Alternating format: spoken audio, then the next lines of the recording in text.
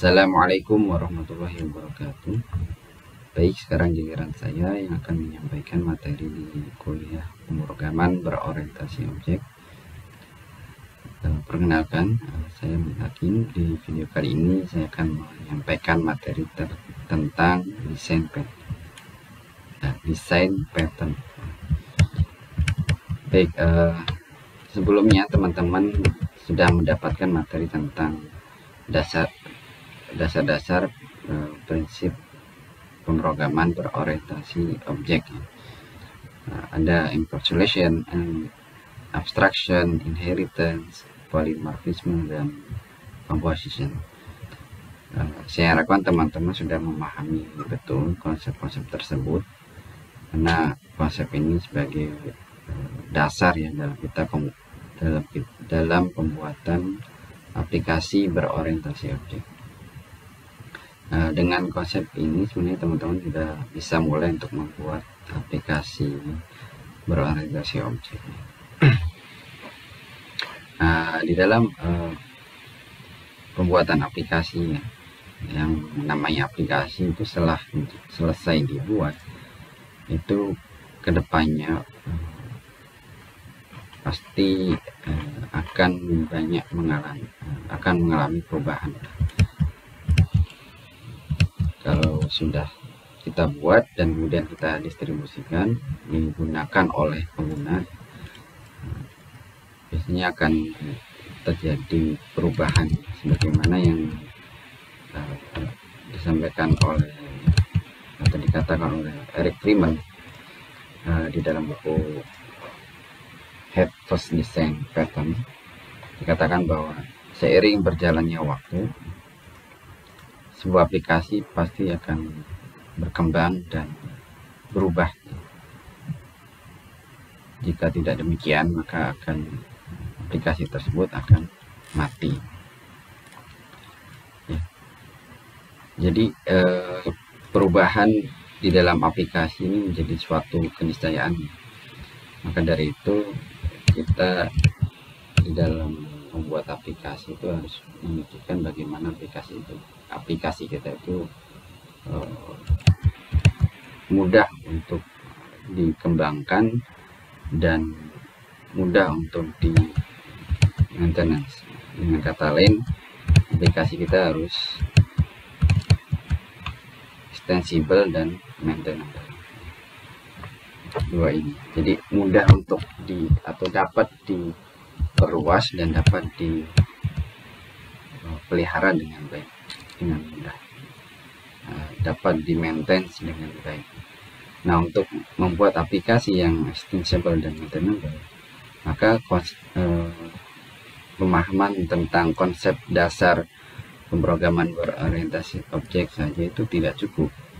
Maka diperlukan pemahaman tentang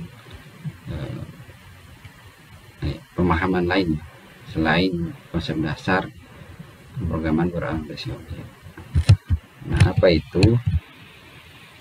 Paling tidak kita harus memahami bagaimana tentang prinsip-prinsip dalam desain atau desain prinsipal. Selain itu juga nanti kita juga perlu memahami tentang desain pattern di dalam pembuatan aplikasi yang tadi yang extensible dan maintainable. Dua hal ini kita perlu pahami. Nah, yang pertama adalah desain prinsipal. Apa itu desain prinsipal? Nah, itu prinsip yang harus dipegang di dalam mengembangkan atau membuat aplikasi berorientasi objek. Desain di sini maksudnya adalah desain pembuatan aplikasi atau perangkat lunak yang berorientasi objek.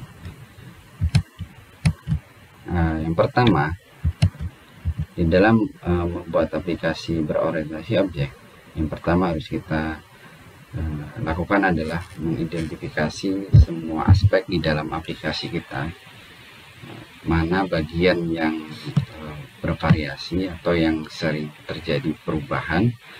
Nah, kemudian kita pisahkan bagian yang sering berubah tersebut atau yang bervariasi tersebut dari bagian yang tetap. bagian yang tidak berubah. Nah, seperti apa itu maksudnya? Nah, nanti kita akan coba recall kembali di pembahasan desain pattern. Nah, di sini saya tidak akan menjelaskan detail secara rinci masing-masing item. Berikutnya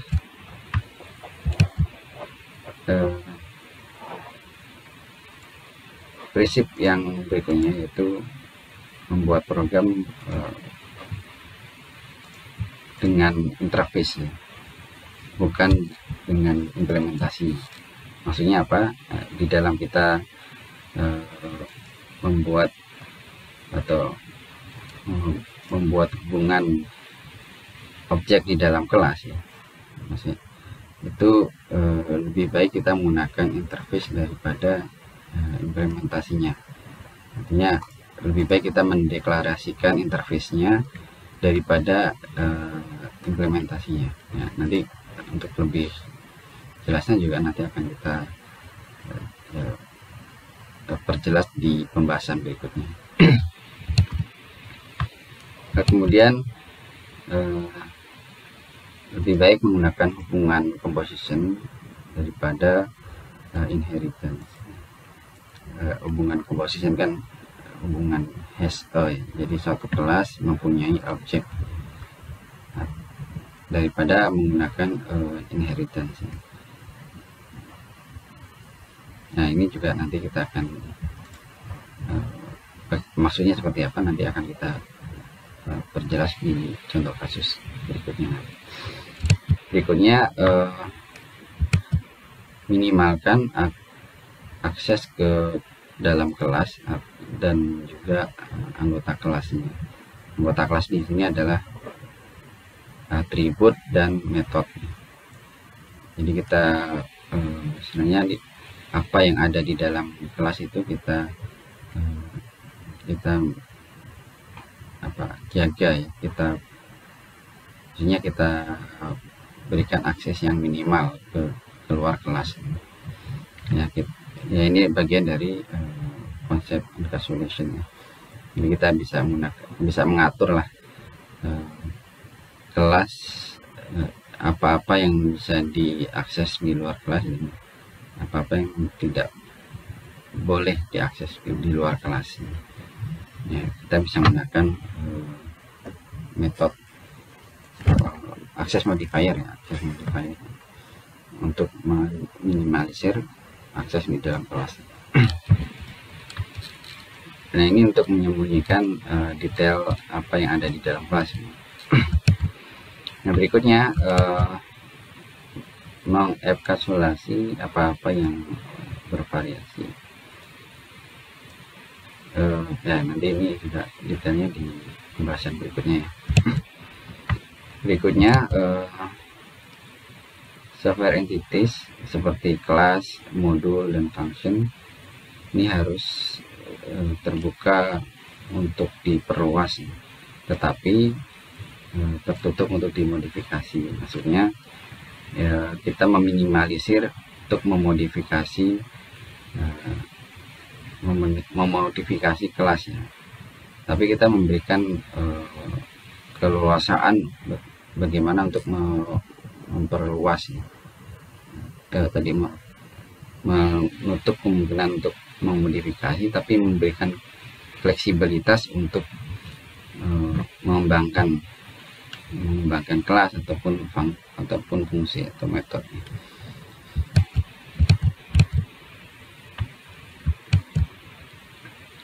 Nah, prinsip berikutnya fungsi yang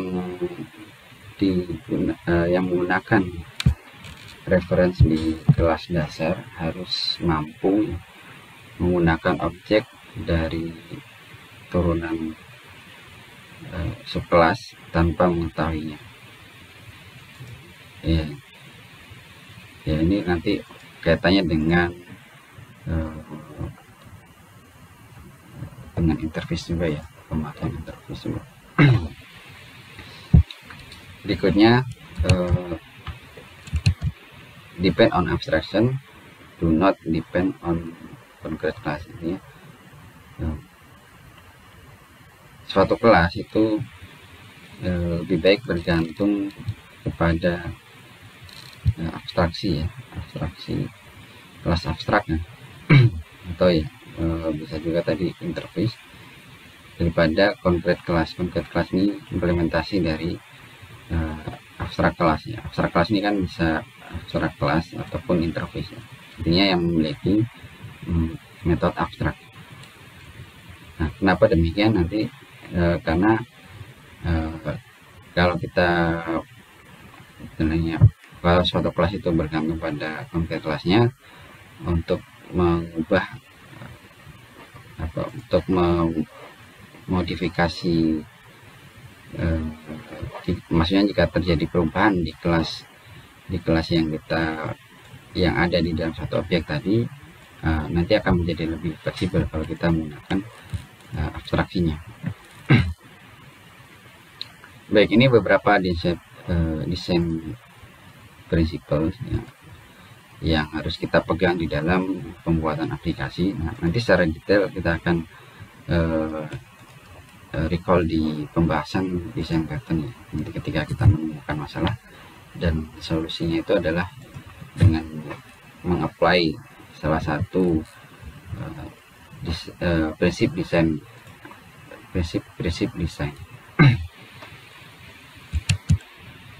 Baik, sekarang kita akan masuk ke desain pattern. Nah, apa itu desain pattern dan bagaimana desain pattern itu?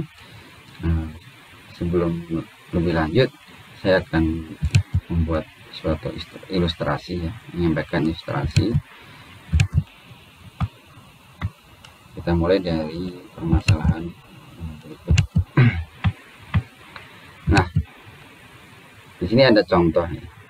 Jadi ada sebuah aplikasi yang ya kita namakanlah SimUDAC app ya, sebuah aplikasi game simulator yang menampilkan macam-macam berbagai jenis duck ya, atau bebek ya.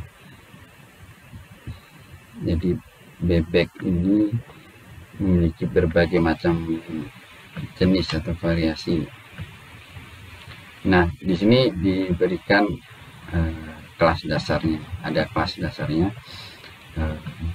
Kelas duck ini memiliki beberapa metode. Ada metode quack dan swim.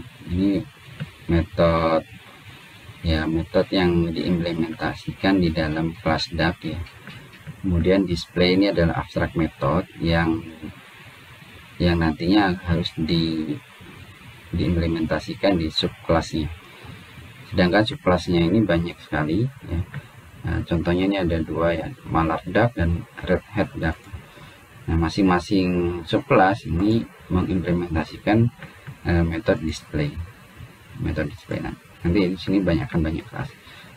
Nah, sebagai gambarannya ini bisa dilihat saya simulasikan di dalam kode program Java ya. Ya, seperti saya sampaikan tadi, jadi metode quack dan swim di sini kita diimplementasikan itu maksudnya ada body metodenya itu ada. Di sini saya diimplementasikan secara sederhana dengan print ya, kita print di swim juga seperti itu, dan di display ini adalah abstract method tadi. Nah, ini akan di override atau diimplementasikan di subkelasnya. Nah, di subkelas di mallard duck dan redhead duck ini kita implementasikan seperti ini. Nah, jadi aplikasi ini ceritanya sudah jadi dan sudah digunakan oleh pengguna. Nah, suatu ketika ada permintaan bahwa bebek ini tadi kan behaviornya adalah quack dan swim. Bebek ini ada permintaan bebek ini bisa memiliki kemampuan terbang ya. Jadi bebek ini harus bisa terbang. Nah, apa yang harus kita lakukan ketika dan kita harus memenuhi permintaan tersebut? Nah, mungkin kita akan berpikir bahwa karena bebek bisa terbang, berarti kan itu suatu behavior ya. Mungkin dengan mudahnya kita akan biar mudah, kita masukkan kita tambahkan saja behavior fly di dalam kelas, di dalam superkelasnya, di dalam superkelas duck fly kita tambahkan method fly di sini. Nah, otomatis seluruh subkelasnya akan memiliki behavior yang sama. Akan memiliki behavior yang fly ya. Saya tambahkan di dalam kode programnya. Jadi fly ini diimplementasikan di kelas duck ya. Jadi semua subkelasnya itu otomatis ya pasti memiliki behavior fly.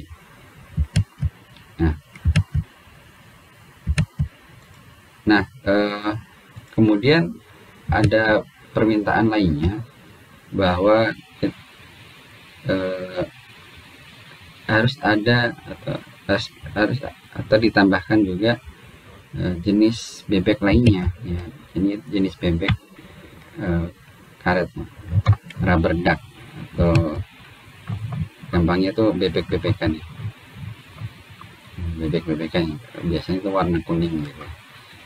Nah, rubber duck ini dia memiliki behavior yang berbeda karena bebek mainan ya. Jadi dia nggak bisa terbang kan.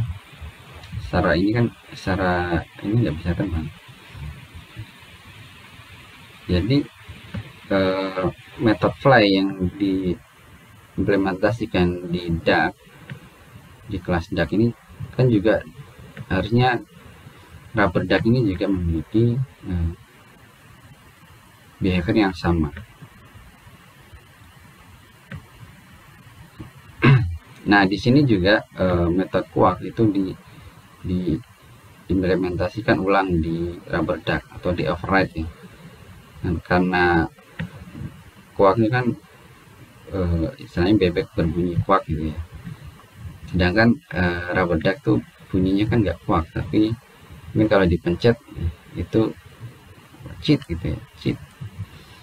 Maka harus diimplementasikan ulang di sini. Nah, bagaimana dengan method fly? Method fly di sini juga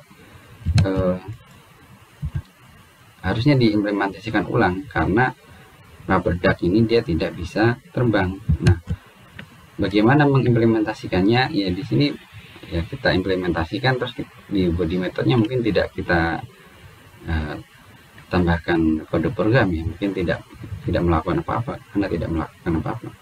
Demikian juga kalau misalkan kita ada permintaan untuk menambahkan decoy duck ya. Decoy duck ini bebek umpan, ya, dia nggak sama dengan rubber duck ya, kayak ya benda mati ya, bahkan dia tidak ada suaranya ya, tidak bersuara dan juga tidak terbang. Jadi metode quark itu juga diimplementasikan ulang di decoy duck ini dan dengan implementasi kosong, dan fly juga di override atau diimplementasikan ulang dengan implementasi kosong. Nah, kita lihat kode programnya. Jadi di rubber duck ini quark kita implementasikan ulang dengan implementasi yang berbeda karena bunyinya berbeda. Kemudian fly ini kita diimplementasikan ulang ya, tetapi tidak implementasinya kosong, di sini dikosongkan. Demikian juga untuk decoy duck, di sini quarknya kosong dan fly-nya kosong. Nah ini yang terjadi kalau kita menambahkan metode fly ya, di dalam kelas yang dia ada inheritance-nya, Jadi ada kemungkinan subkelasnya itu tidak memiliki behavior yang sama gitu. Jadi di sini tidak semua subclassnya itu memiliki behavior yang sama. Maka dengan kita menambahkan implementasi behavior fly di dalam superclass itu tidak appropriate, tidak cocok di semua subclass dari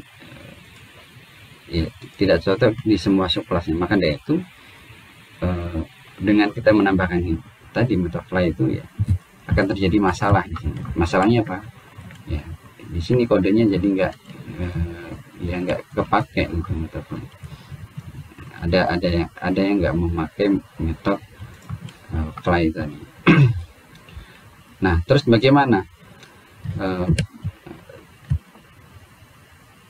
Kalau begitu, kalau misalkan kita tambahkan metode fly itu sebagai interface, katakanlah kita tambahkan sebagai interface. Kalau tadi kan kita tambahkan langsung di superclassnya kan bermasalah ya. Bagaimana kalau kita buatkan interface ya? Jadi nanti semua bebek yang bisa terbang itu kita implementasikan interface flyable, katakan di sini. Yang nggak terbang, yang nggak kita implementasikan interface flyable. Nah tadi juga yang berubah kan juga quark ya.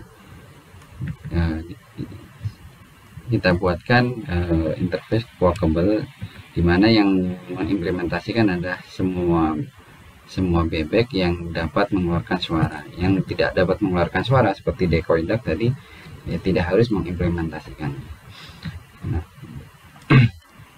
Nah karena kita membuat interface, maka konsekuensinya ya, seluruh superclass seluruh subclass ya, yang memiliki kemampuan terbang ini harus kita harus mengimplementasikan.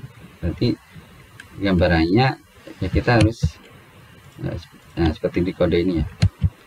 Berarti kita harus mengimplement satu persatu nih semua subclass yang memiliki kemampuan terbang. Jadi kita harus coding satu persatu ke semua kelas, ke semua subclass yang kita tambahkan, kita implementasikan interface flyable dan quarkable. Di sini ada quark dan fly, dan mungkin implementasi dari flyable ini itu sama gitu. Antara mallard duck dan red-head duck itu sama implementasinya, artinya body methodnya itu sama. Nah di sini akan terjadi perulangan ya. Fly diulang di mallard duck, itu diulang di red-head duck. Nah kalau ini kita nggak mengimplementasikannya secara konsisten, nanti mungkin akan terjadi inkonsistensi ya. Jadi di duck yang satu dia harusnya terbangnya sama dengan duck yang lainnya, tapi karena mungkin kita salah kopas, salah implementasi, bisa berbeda. Jadi ada inconsistency. Nah di sini kan sama ya, harusnya kita sebenarnya kalau merujuk ke konsep reusable harusnya kita gunakan kode yang ada. Jadi ini kalau misalkan kita membuat mengimplementasikan dengan interface ya ini akan masalahnya seperti itu tadi, kodenya berulang dan kemudian kita harus mengimplementasikan ke banyak kode. Nah kalau misalkan kita melakukan seperti itu, nah ini malah menjadi menjadi susah, jadi nanti rentan untuk terjadi bugs ya.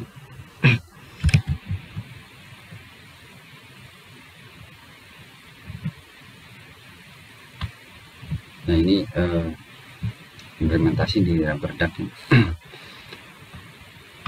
Nah terus bagaimana? Bagaimana solusinya? Ya, jadi tadi ada aplikasi ya, ada permintaan untuk menambahkan fitur. Nah kalau kita kalau desainnya tadi seperti itu, nah, ini tadi akan muncul masalah. Nah inilah permasalahan di dalam desain. Jadi kalau kita memanfaatkan inheritance itu juga bermasalah. Kalau kita menambahkannya dengan interface itu juga bermasalah. Nah terus bagaimana? mari kita mulai dari nol. Pertama kita gunakan desain prinsipal tadi. Yang pertama adalah mengidentifikasi semua aspek dalam aplikasi kita, mana bagian-bagian yang sering berubah atau ada bagian yang bervariasi, dan kemudian kita pisahkan dari yang tetap. Nah, dari kelas DAG tadi, metode yang bervariasi itu adalah metode fly dan metode quark, dimana implementasi dari kedua metode tersebut itu berbeda-beda di subkelasnya. Ini kan bervariasi ya, jadi berbeda. Dan nah, ini kita pisahkan ya, jadi kita pisahkan dari yang metode-metode yang tidak berubah. Yang tidak berubah tadi ada swim, ada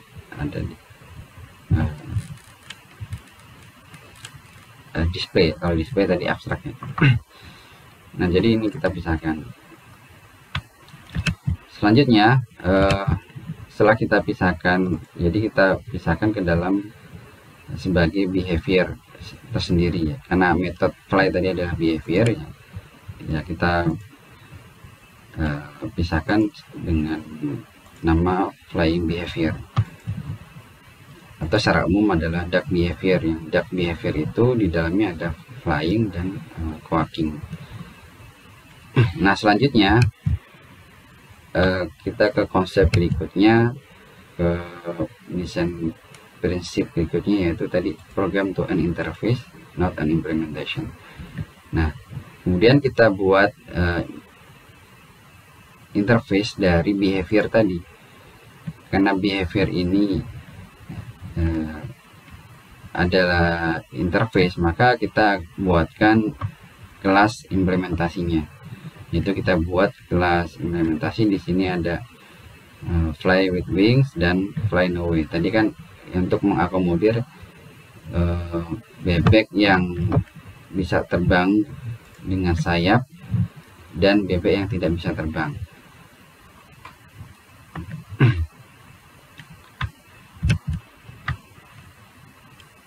Demikian juga untuk quark ini dibuatkan interface juga. Tadi ada beberapa macam ya, implementasi dari quark ya. Ada quark yang suaranya quark gitu ya. Ada quark yang tapi suaranya adalah cheat. Ada quark tapi dia nggak bisa, nggak keluar suaranya. Jadi ini ada beberapa variasi implementasi dari behavior fly dan quacking. Nah, kita gambarkan di dalam kode program ya. Bentar. Nah, jadi fly behavior kemudian diimplementasikan ini metodenya. Ada fly with wings dan fly no way, sedangkan di quark ada quark, ada squawk, dan tadi lagi ada satu lagi ya, mute quark. Nah,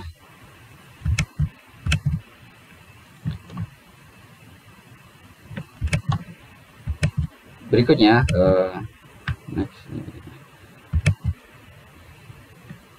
interface dari ya, interface yang dideklarasikan tadi, yang dibuat tadi, yaitu fly behavior dan quark behavior. Ini kita ini dimasukkan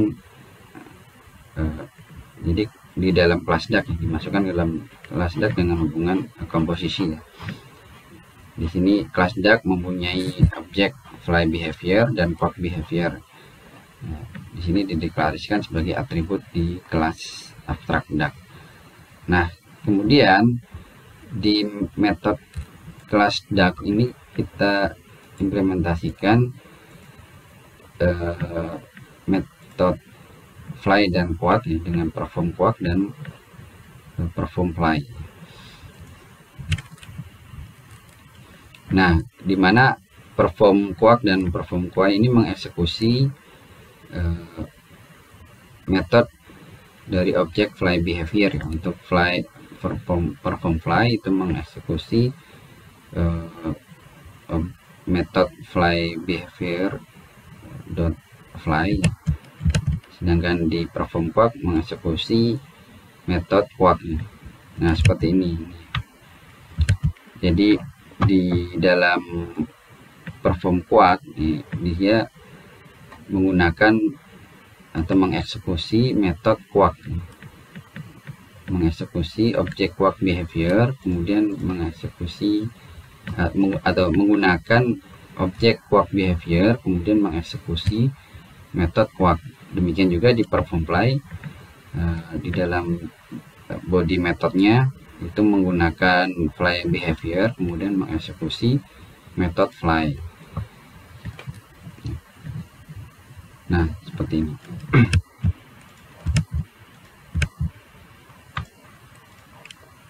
Nah, berikutnya di subkelasnya kita tinggal mendefine, membuat atau menginisiasi interface fly behavior dan quark behavior dengan implementasinya. Misalkan di Malardak, di dalam konstruktornya ditambahkan fly behavior sama dengan new fly with wing. Ini adalah implementasi dari interface fly behavior. Kemudian quark behavior ini diimplementasikan dengan quark. Sementara di rubber duck ini yang berbeda adalah implementasinya ya. Fly behavior dibuat objek dari implementasi fly no way. Kemudian quark behavior diimplementasikan dari square, last square.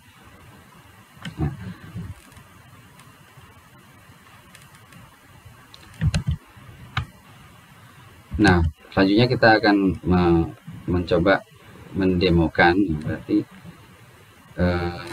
kita akan mendemokan. Di sini berikutnya akan didemokan duck malar ya. Ini membuat objek dari malar duck dibuat objek dari malar duck, kemudian dieksekusi, hasilnya seperti ini. Nah, perform quark, perform fly. Coba saya contohkan.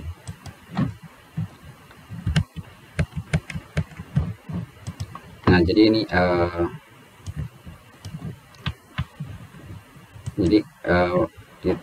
kita gunakan yang di klien ya. Nanti di klien penggunaannya adalah seperti ini ya. Malardak, kemudian kita run.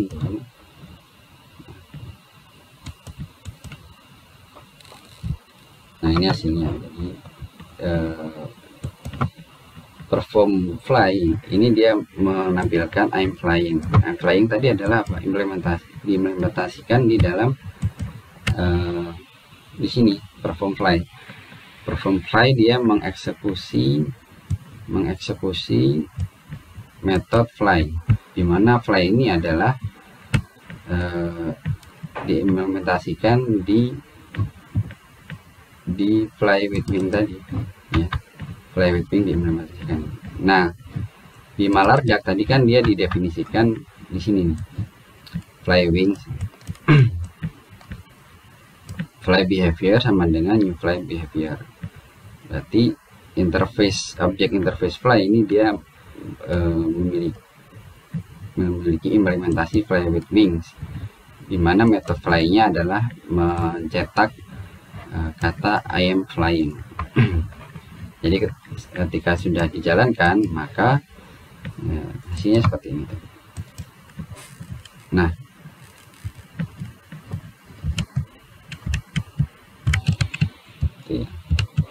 kemudian kita bisa juga menambahkan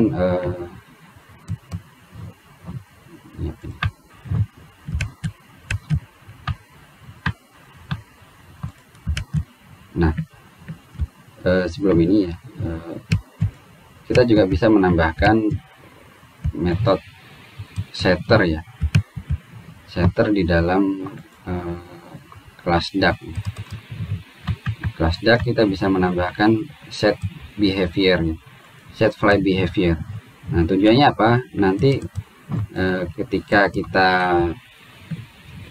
saat runtime kita bisa mengubah behavior dari malar. Misalkan malar ini kita ubah behaviornya menjadi set perform fly behavior new apa tadi, katakanlah fly power. Nah, di sini dibuatkan satu implementasi dari fly behavior, yaitu terbang dengan roket power. Nah, implementasinya seperti ini.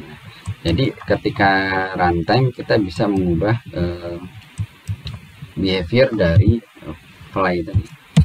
Kalau kita print,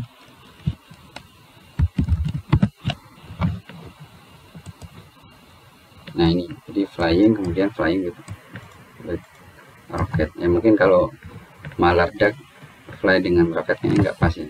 Misalkan kita buat objek yang lain, Duck model. Jadi di sini saya sudah menyiapkan kelas model Duck. Kelas model Duck ini dia tidak bisa terbang dan tidak bisa defaultnya dia tidak bisa terbang dan tidak bisa mengeluarkan suara. Model Duck ya bebek model lah, ini benda mati.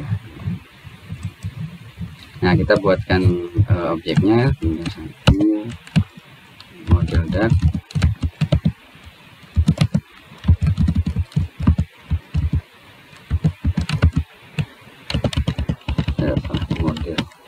Model display, model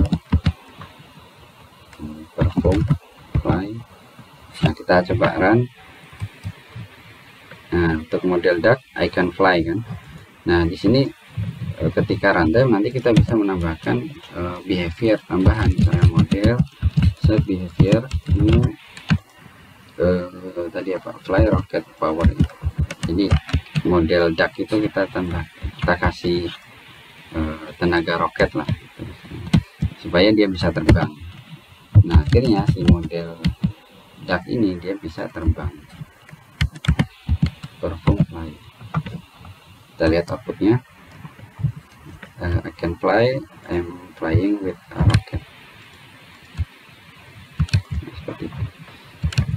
Nah, jadi dengan demikian kita dengan mengimplementasikan seperti ini, kita bisa bahkan di runtime-nya kita bisa mengubah behavior itu.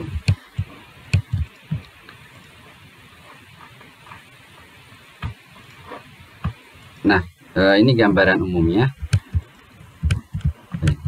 Sebentar ya, belum saya ubah. Ya, ini gambaran umumnya. Jadi di sini ada 3 bagian ya.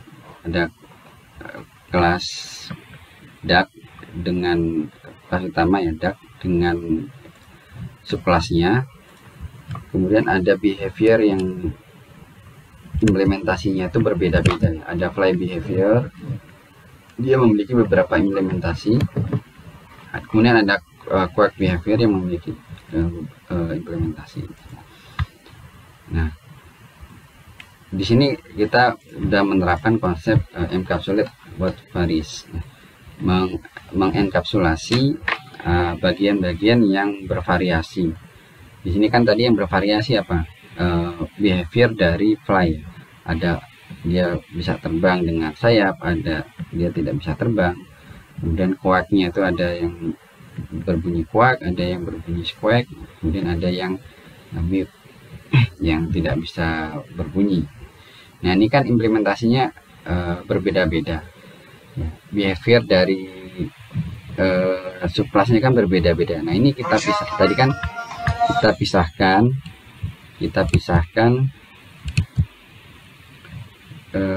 kemudian kita encapsulate.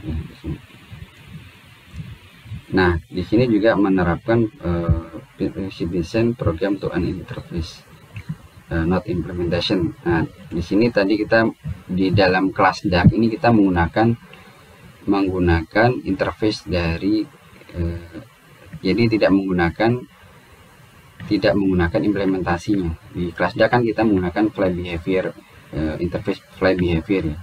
Jadi tidak menggunakan implementasinya langsung.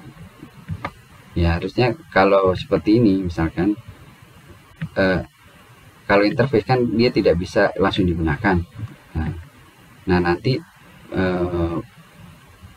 mendefinisikan implementasi dari interface behavior ini diimplementasikan di subkelasnya. Nah di sini juga kita sudah menerapkan behavior decomposition over inheritance. Artinya tadi kalau kita menambahkan metode fly saja ya, menggunakan metode fly di sini tadi kan masalah ya. Nah di sini kemudian kita memanfaatkan hubungan komposisi. Jadi metode fly behavior dan correct behavior ini kita jadikan atribut di dalam kelas DAC. Jadi di sini menggunakan hubungan komposisi.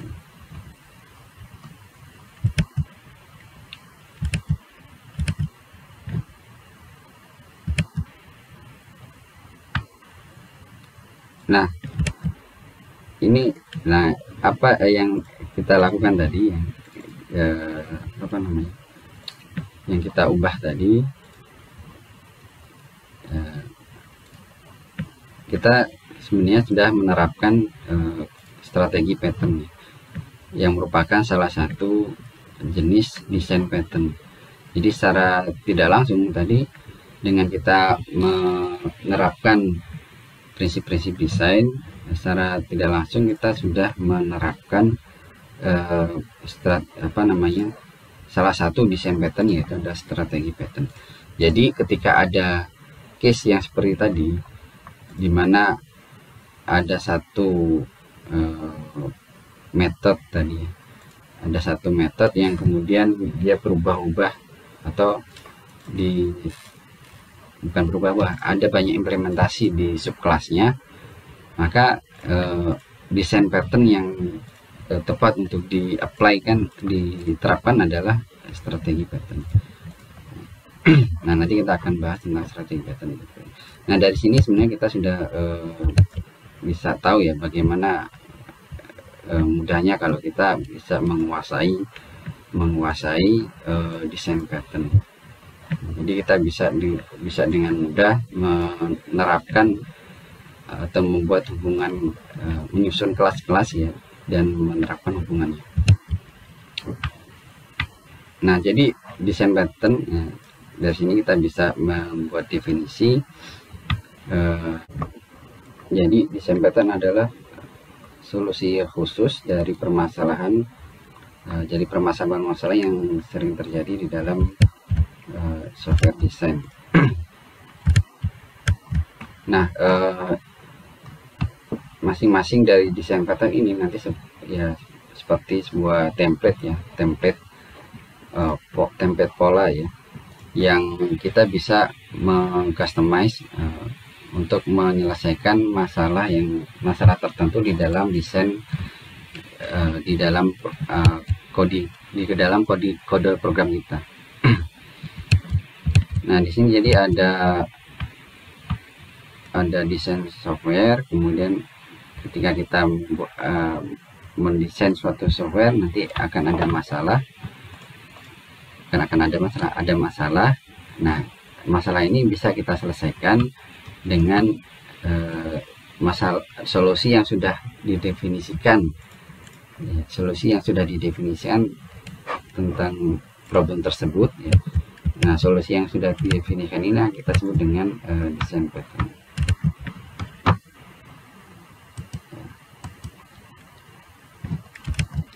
Nah apa itu keuntungan dari kita menguasai desain pattern?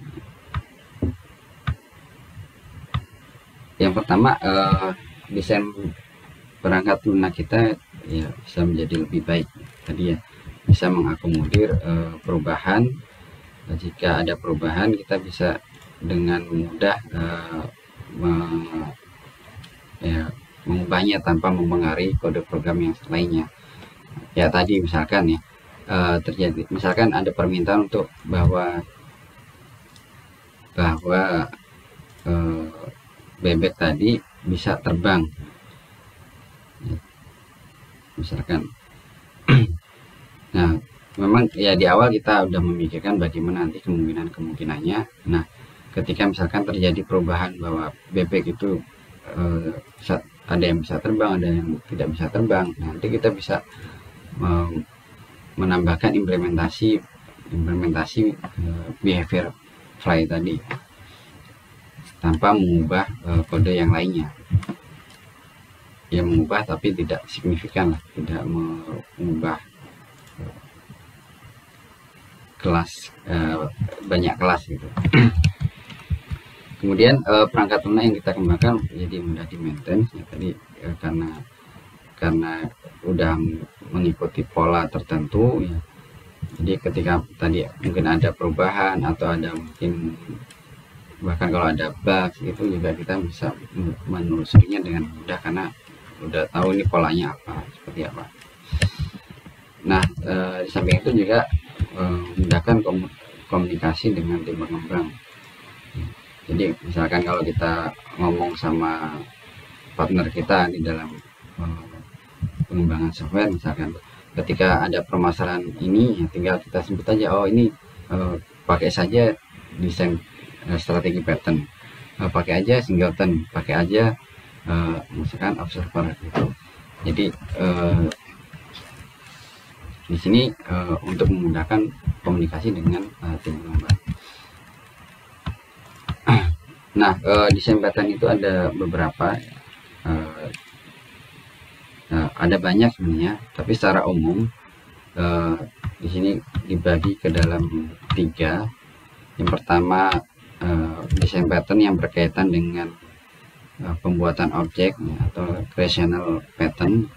Jadi pattern-pattern di dalam creational pattern ini adalah bagaimana menyediakan proses atau mekanisme dalam pembuatan objek dengan fleksibel dan dapat digunakan ulang kode. Yang berikutnya structural pattern ini berkaitan dengan bagaimana menyusun objek dan kelas di dalam struktur yang lebih besar, sementara tetap menjaga bahwa struktur tersebut tetap fleksibel dan efisien. Ya, intinya adalah berkaitan dengan bagaimana kita menyusun objek dan kelas. Yang berikutnya adalah behavioral pattern. Behavioral pattern ini ya berkaitan dengan komunikasi antar objek.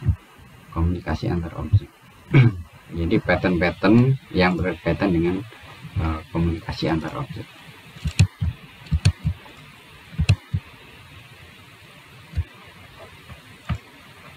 Nah, selanjutnya, ini jenis-jenis desain pattern ya. Di resonance pattern ini ada 5, ada factory method, ada abstract factory, ada builder, ada prototype, ada singleton. Nah, di structural pattern ini ada 7, ada adapter, facet, bridge, composite, decorator, flyweight, proxy, dan di behavior pattern ini ada 10. Nah, ya ada chain of responsibility, comment, iterator, mediator, memento, observer, state, dan strategi pattern yang tadi sudah saya sampaikan. Nanti kita akan ulas lagi. Kemudian ada template method dan visitor. Nah, sebenarnya ini hanya beberapa saja ya. Nanti masih banyak lagi pattern yang mungkin bahkan nanti bisa jadi berkembang lagi, tidak hanya ini. Nah, inilah yang nanti akan kita bahas di berikutnya ini ya, dan di pertemuan berikutnya, di video berikutnya nanti kita akan bahas, tapi tidak semuanya akan kita bahas, mungkin hanya beberapa ya.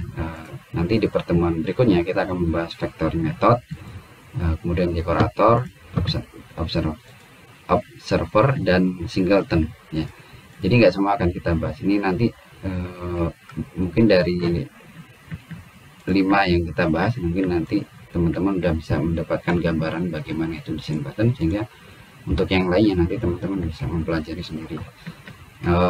Tadi di awal kita sudah menyinggung tentang strategi pattern. Kita akan ulas secara lebih detail di sini. Baik, kita di video ini saya akan membahas satu pattern saja, yaitu strategi pattern ya. Tadi sudah kita bahas di awal bagaimana strategi pattern ini menyelesaikan problem dalam tadi permasalahan di SIM UDAC app tadi ya. Oke, kita akan bahas strategi pattern secara lebih detail. Nah, apa itu strategi pattern? Tadi ya, dari contoh sebelumnya tadi kita bisa menarik sebuah definisi bahwa strategi pattern itu adalah bagian dari atau salah satu behavioral design pattern yang memungkinkan kita mendefinisikan berbagai jenis algoritma dan menaruhnya di dalam kelas yang terpisah ya. Kemudian kita bisa membuat objek yang menggunakan algoritma tersebut nih, mengganti algoritma tersebut ya. Tadi yang saya contohkan adalah ini di kelas DAC model tadi ya. Model DAC tadi kan dia behaviornya dia tidak bisa tidak bisa terbang. Kemudian saat runtime kita bisa mengubahnya menjadi terbang dengan implementasi Flyrocket tadi. Jadi di strategi pattern ini intinya adalah kita ada suatu behavior yang dia implementasinya banyak ya. Implementasinya banyak itu kan maksudnya adalah algoritmanya banyak. Nah, kita bisa mengubah behavior itu ya dengan berbagai algoritma yang sudah kita implementasikan.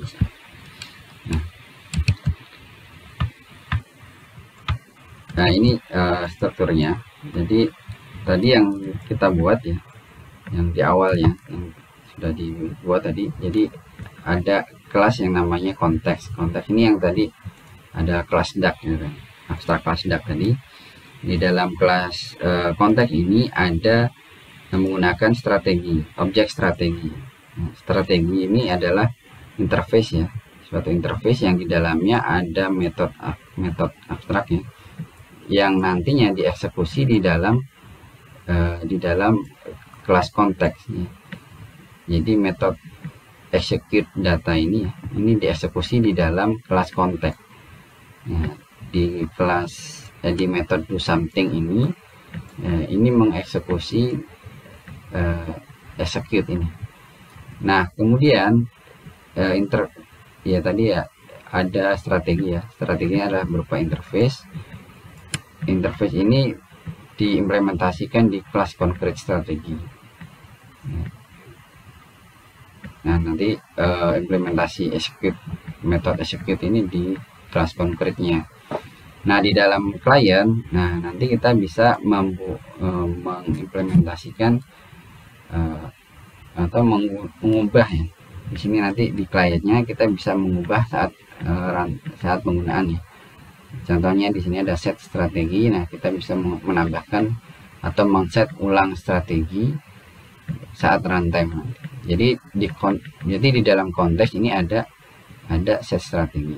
Nah, jadi nanti ketika teman-teman mendapatkan case yang seperti tadi ya, contohnya seperti tadi, atau di dalam suatu case kita ingin mengubah behaviornya. Jadi ada satu metode tapi caranya bermacam-macam. Nah, misalkan kita ingin mengubahnya di tengah atau saat program jalan kita ingin mengubah. Nah, itu kita bisa menerapkan strategi pattern seperti ini. Nah, struktur kelasnya seperti ini. Jadi ada konteks, ada strategi, ada concrete strategi. Nah, di dalam kelas konteks itu ada tiga hal yang harus ada: strategi, set strategi, dan do something. Yang do something ini dia mengeksekusi metode execute yang diimplementasikan di concrete class. Nah, gambarannya seperti ini ya, yang kalau tadi yang sudah kita yang sudah dipraktikkan tadi. Jadi konteks class dalam hal ini tadi adalah abstract class Duck ya. Nah, kemudian strateginya adalah fly behavior. Fly behavior kemudian diimplementasikan ke beberapa kelas, ada fly with wings, fly no way. Nah, kemudian di dalam kembali lagi ke dalam konteks, di dalam konteks ini kita buat objek fly atau di dalam kelas konteks, strategi ini sebagai salah satu atribut dari kelas konteks ya. Dalam hal ini adalah Duck didefinisikan fly behavior.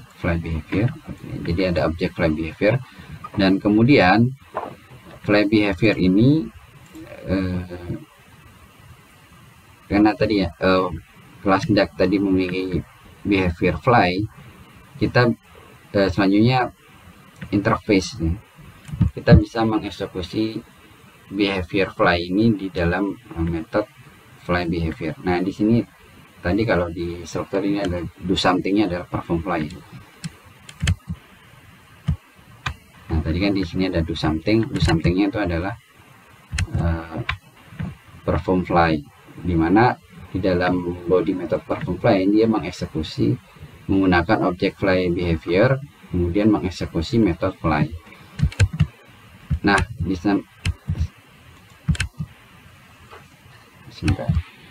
tadi di dalam kelas konteks ada set strategi. Jadi ada satu metode yang digunakan untuk mengubah strategi yang akan digunakan saat runtime. Nah, di sini didefinisikan juga didefinisikan set strategi. Nah, ini nggak saya capture ya. Kemudian di kelas client, nah nanti kita bisa menggunakan jadi saat runtime kita bisa membuat set fly behavior, kita bisa mengubah behaviornya di sini. Nah, ini untuk strategi ya, strategi pattern, strukturnya seperti itu.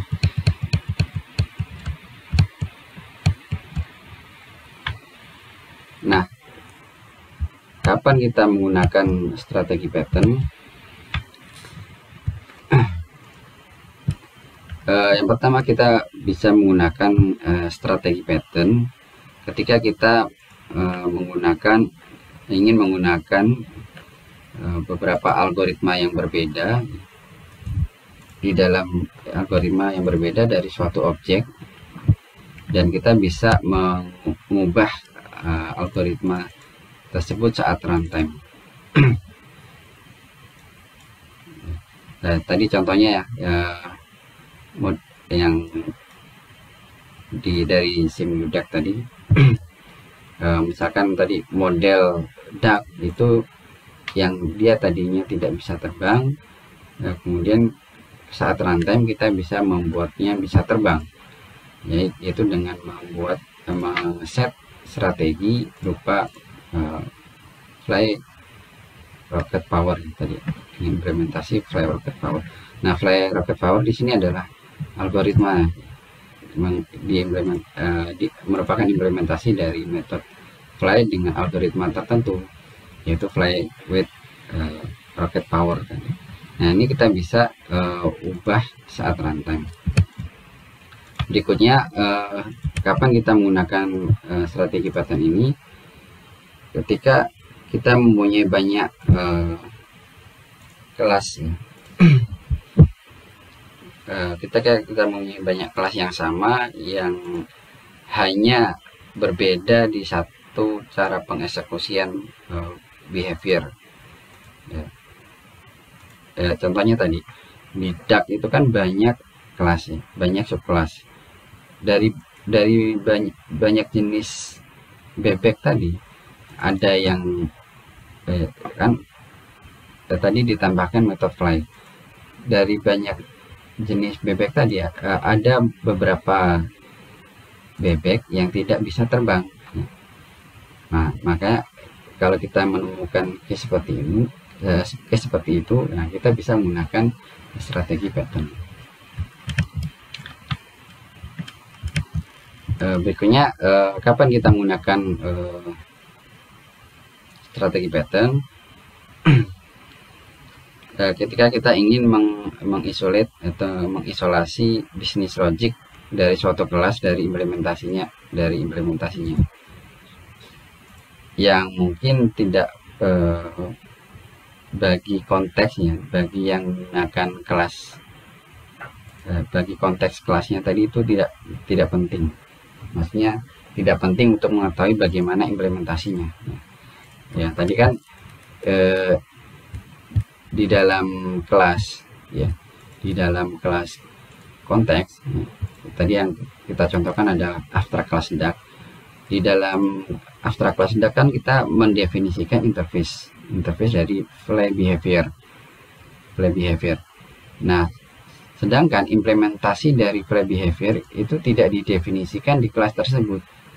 Nah, jadi kita nggak perlu tahu nih, di dalam kelas DAG itu nggak perlu tahu bagaimana implementasi dari fly behavior. Yang pokoknya yang dia tahu adalah fly behavior itu ya terbang, yaitu mengeksekusi metode fly. Nah, implementasinya seperti apa ini di kelas DAG itu nggak perlu tahu. Nah, jadi kalau kita ingin menyembunyikan berbagai implementasi dari suatu algoritma atau behavior, kita bisa menggunakan strategi pattern.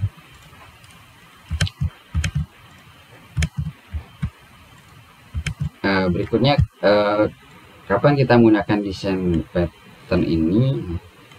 Ketika kelas, di dalam kelas mempunyai suatu kondisi masih conditional operator yang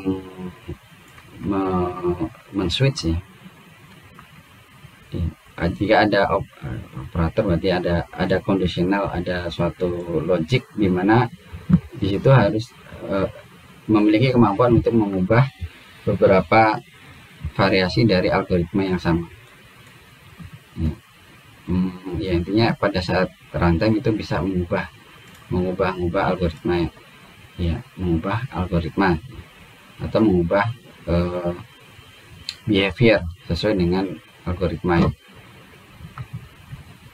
atau menggunakan algoritma yang lain. Nah, ini beberapa penerapan desain pattern, penerapan di strategi pattern. Nah, kemudian bagaimana kita membuat atau mengimplementasikan strategi pattern, atau ketika kita menemukan case yang seperti tadi, ya, kita bisa membuat atau menerapkan strategi pattern. Nah, bagaimana kita membuatnya? Yang pertama, di dalam kelas konteks kita identifikasi, ya, mana bagian yang akan rentan berubah, ya. Atau kita identifikasi metode atau algoritma yang rentan terjadi perubahan, atau juga ada keperluan untuk mengubahnya saat runtime. Jadi ada suatu kondisi atau di dalam kelas itu ada suatu logic yang harus mengubah beberapa algoritma yang sama, yang berbeda. Maksudnya mengeksekusi satu metode tapi dengan variasi yang berbeda.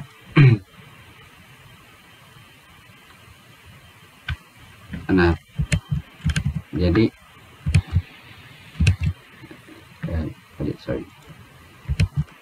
next. Nah, jadi yang kita definisikan kelas konteksnya di sini adalah kelas DAG, ya, tadi yang kita sudah buat, ya.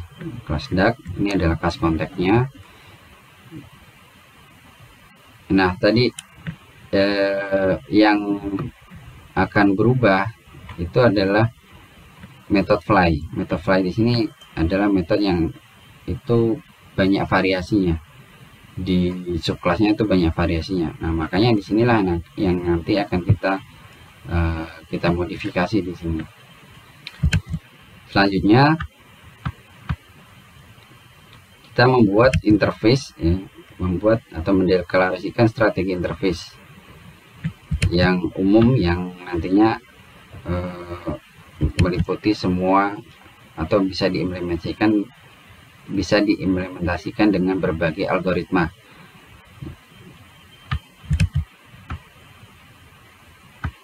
Jadi nanti masing-masing algoritma kita bisa mendefinisikan ke dalam satu kelas tersendiri, ya. Katakanlah ini interface fly, di sini ada diimplementasikan dengan kelas fly with wings.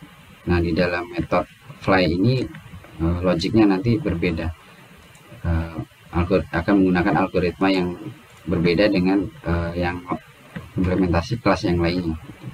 Jadi istilahnya yang di sini ada dua algoritma, yaitu fly with wing dan fly no wing.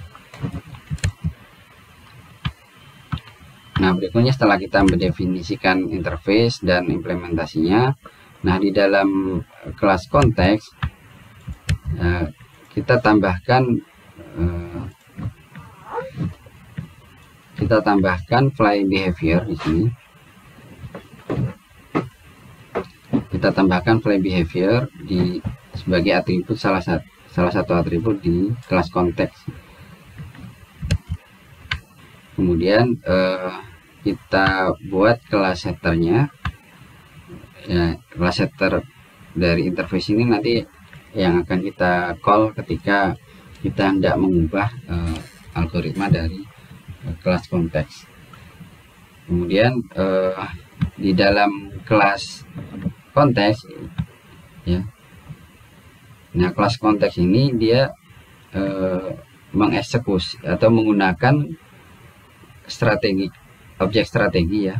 Nah, dalam hal ini di sini adalah fly behavior, kemudian mengeksekusi metode kelas strategi atau interface strategi. Interface strategi kan tadi metodenya adalah contohnya di sini ada fly tadi. Jadi di dalam konteks ini ada satu metode yang mengeksekusi metode dari strategi, yaitu dalam contoh di sini adalah fly behavior.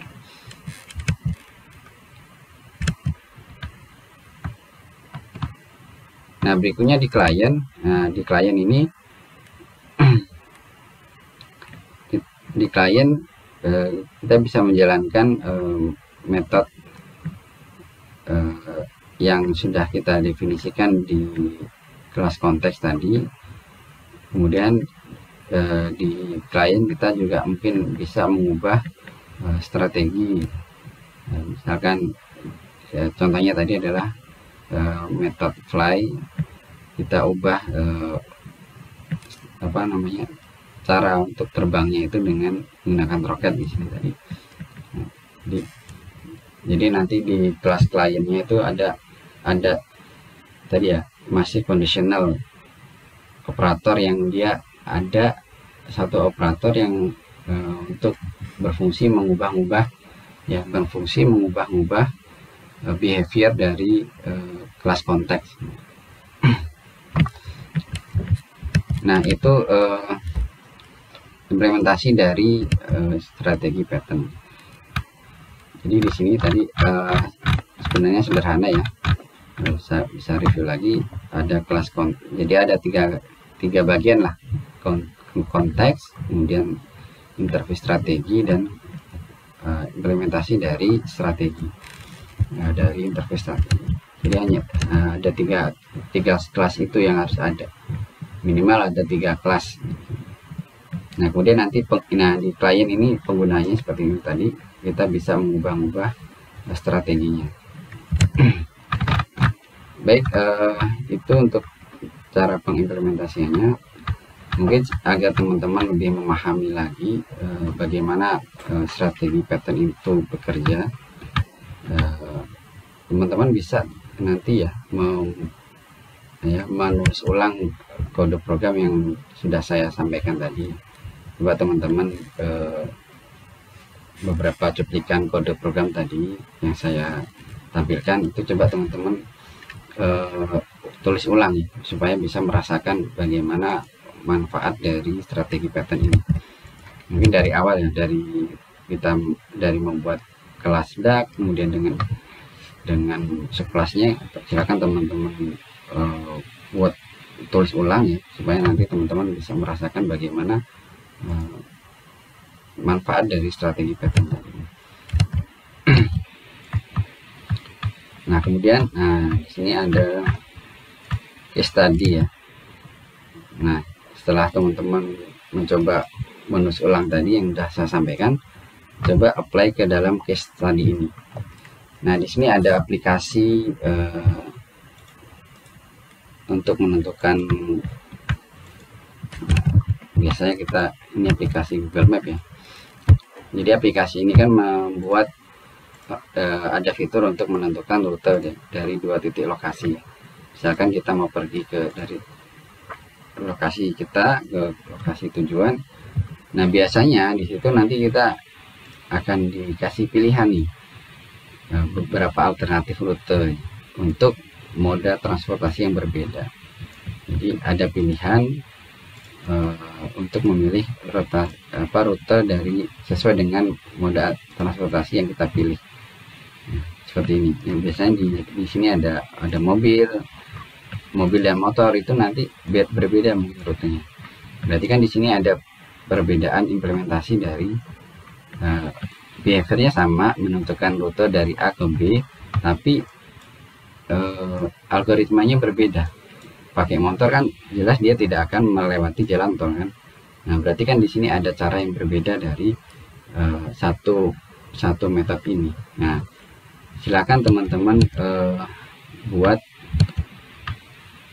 desain kelasnya, desain kelas dari fitur aplikasi ini dengan menggambarkannya di kelas diagram, tentu dengan menggunakan strategi pattern ya. Kita sedang belajar strategi pattern.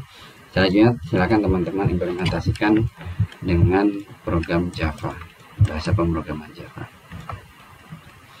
Baik, di video kali ini cukup ya untuk pembahasan tentang strategi pattern. Jadi hanya satu pattern saja ya. Nanti kita di video berikutnya akan kita bahas 4 pattern ya. Ada factory pattern, observer, dekorator, dan singleton. Mungkin ya 5 itu mungkin saya kira cukup mewakili ya. Nanti selanjutnya teman-teman bisa mengeksplor lebih dalam pattern-pattern yang lainnya. Silakan teman-teman bisa merujuk ke beberapa referensi. Nah, di sini referensi yang saya pakai ada Head First Design Pattern dan Design Pattern, Dev into Design Pattern. Silakan teman-teman cari referensi ini. Untuk pembahasan tentang macam-macam desain pattern juga bisa ditemukan di sini. Oke, demikian yang saya sampaikan. Terima kasih atas atensinya. Kita bertemu di chapter berikutnya di desain pattern bab 2. Demikian dari saya. Kurang lebihnya mohon maaf. Assalamualaikum warahmatullahi wabarakatuh.